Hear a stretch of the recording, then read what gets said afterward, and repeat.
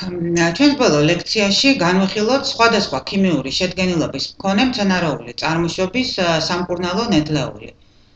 განვიხილოთ მარწყვის ფოთლები. მცენარე ეს არის მარწყვი, რომელიც ვარდისებრთა ოჯახს მიეკუთვნება.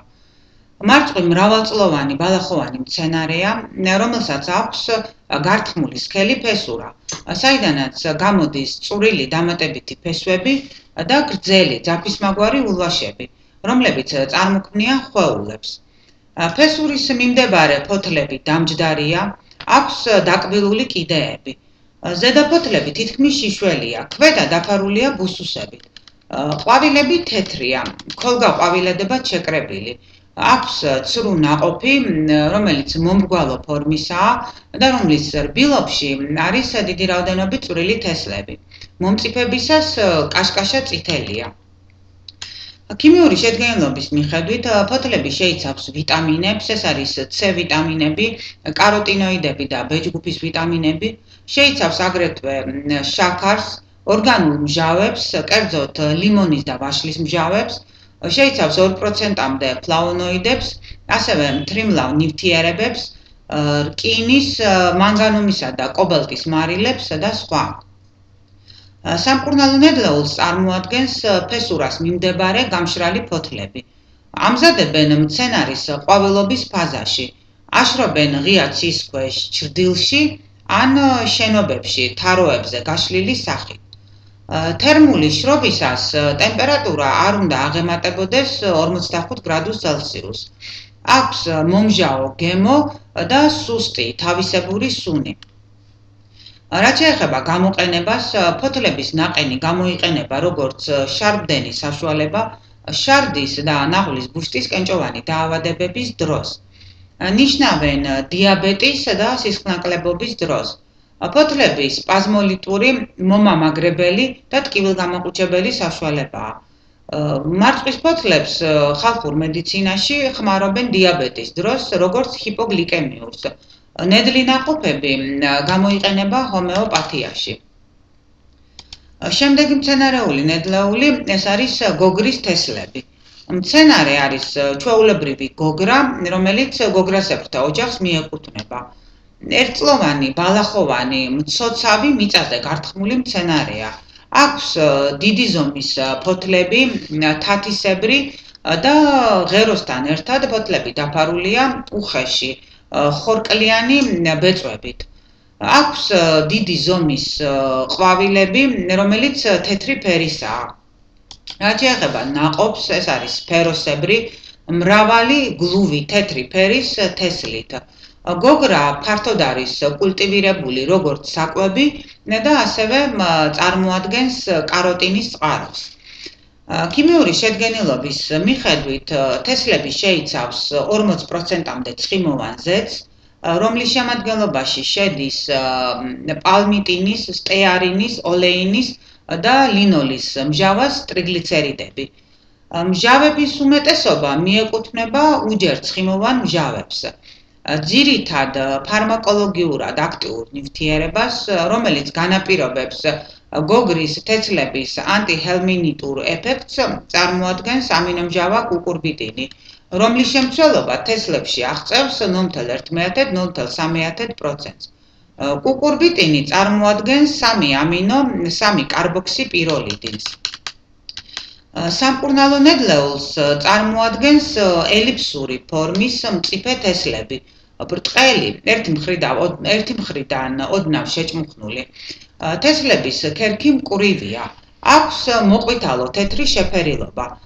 ქერქის ქვეშ არის ეგრეთ წოდებული ალეირონის შრე, რომელიც ენდოსპერმის ნაშთს წარმოადგენს. ამ შრის ქვეშ ორი დიდი ზომის მოყვითალო თეთრი თესლია. სუნი არ აქვს, გემო სასიამოვნოა, ზეთოვანი და მოტკბო. რაც შეეხება გამოყენებას, ქერგამოცლილი თესლებიდან უძველესი დროიდან ამზადებდნენ ემულსიას, რომელსაც იყენებდნენ ჰელმინტოზის სამკურნალოდ. კერძოდ ეს ლენტისებური ჭიების საწინააღმდეგოდ. ეს საშუალება დიდი ხანია ცნობილია ხალხურ მედიცინაში და დამტკიცებულია ექსპერიმენტალურად და კლინიკურად. თესლებიდან აგრეთვე ღებულობენ ცხიმოვან ზეთს, რომელიც სახელწოდებით ტიკვეოლი ნებადართულია სამედიცინო მოხმარებისთვის, როგორც ნაღვლისმდენი და ანტიანთებითი საშუალება. შემდეგ სამკურნალო მცენარეულ ნედლეულს მიეკუთვნება ოფის კვირტები. მცენარე ეს არის შავი ოფი, რომელიც მიეკუთვნება ტირიფისებრთა ოჯახს. ეს არის ხემცენარე, საკმაოდ ისეთი გაშლილი ვარჯით, რომელიც იზრდება ძირითადად მდინარის ხეობებში. ფოთლები რომბისებრია, გრძელი ყუნწით, კიდეზე წვრილკბილა. ყვავილები ერთსქესიანია, ცილინდრული, მჭადა ყვავილედებად შეკრებილი. ნაყოფი კოლოფია. მცენარე ყვავილობს მარტ-აპრილში. რაც შეეხება ქიმიურ შედგენილობას, კვირტები შეიცავს ეთეროვან ზეთებს დაახლოებით 0.15-0.7%. ზეთი მყარდება ნახევრად მკვრივი ბალზამის სუნის მქონე მასად. ეთერზეთის გარდა კვირტები შეიცავს ვაშლის და გალის მჟავას და გლიკოზიდებს, პოპულინს და სალიცინს. გამოყოფილია ფლავონოიდური ბუნების 16 შენაერთი. სამკურნალო ნედლეულს წარმოადგენს ფოთლების კვირტები, რომლებსაც აგროვებენ ყვავილობის საწყის ფაზაში. კვირტებს აგროვებენ ხელით და სწრაფად აშრობენ 30-35 გრადუს ცელსიუსზე. კვირტები უნდა იყოს საღი და დაუზიანებელი. აქვს სუსტი დამახასიათებელი სუნი, ოფის ბალზამის სუნი და აქვს მომწარო გემო. რაც შეეხება გამოყენებას, ოფის კვირტებიდან ამზადებენ სპირტულ ნაყენს და ეგრეთ წოდებულ ოფის საცხს. ეს არის გარეგანად სახმარი საშუალება რევმატიზმის, იშიაზის, აგრეთვე სახსრების ანთების, ბუასილის, დამწვრობის, სოკოვანი დაავადებების საწინააღმდეგოდ. გამოიყენება როგორც ხალხური მედიცინის საშუალება თმის ძირების გასამაგრებლად. კვირტებისგან ღებულობენ ეთერზეთს, რომელიც შედის ხელის საპნის შემადგენლობაში. ხა განვიხილოთ მღიერები. ქიმიური შედგენილობის მიხედვით ეს ლიქენები, ანუ მღიერები, ეს არის სიმბიოზური ორგანიზმები, რომლებიც წარმოიქმნება სოკოებისა და წყალმცენარეებისგან. ამ თავისებურ ორგანიზმებში სინთეზდება სხვადასხვა ორგანული ნაერთები, მაგალითად პოლისაქარიდები, ძირითადად ლიქენინი. ყველაზე ფასეულს ლიქენებში წარმოადგენს ლიქენური მჟავები და უპირველეს ყოვლისა უსინინის მჟავა. რაც შეეხება სამკურნალო ნედლეულს, მიწას ან სხვა სუბსტრატს აცილებენ ლიქენების ფენას, ასუფთავებენ მინარევებისგან და აშრობენ ქარში მზეზე. ასეთი სახით ისინი მომწვანო ყავისფერია, უსუნო და აქვს მომწარო გემო. რაც შეეხება გამოყენებას, უსინინის მჟავას აქვს ძლიერი ანტიბაქტერიული მოქმედება ბევრი მიკროორგანიზმის მიმართ, მათ შორის მიკობაქტერიების მიმართ. უსინინის მჟავას ანტიბიოტური მოქმედება დაკავშირებულია ბაქტერიებში ჟანგვითი ფოსფორილირების პროცესის დათქმულასთან. ნატრიუმის უსინინატის ხსნარები ძლიერად დასველებული დოლბანდების სახით გამოიყენება ჭრილობების დამწვრობების სამკურნალოდ. აგრეთვე გამოიყენება მშობიარეს და ნაკერების გახსნის პროფილაქტიკისთვის, საშვილოსნოს ყელის ეროზიისას და ასე შემდეგ სამკურნალოდ. შემდეგი მცენარეული ნედლეული ეს არის კალანქოეს ნედლი ყლორტები.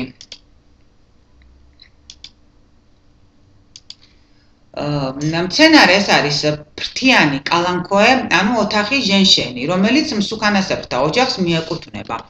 ეს არის მრავალწლოვანი, სუკულენტური, მარადმწვანე ბალახოვანი მცენარე, რომელსაც აქვს 50-დან 150 სანტიმეტრამდე სიმაღლის ღერო.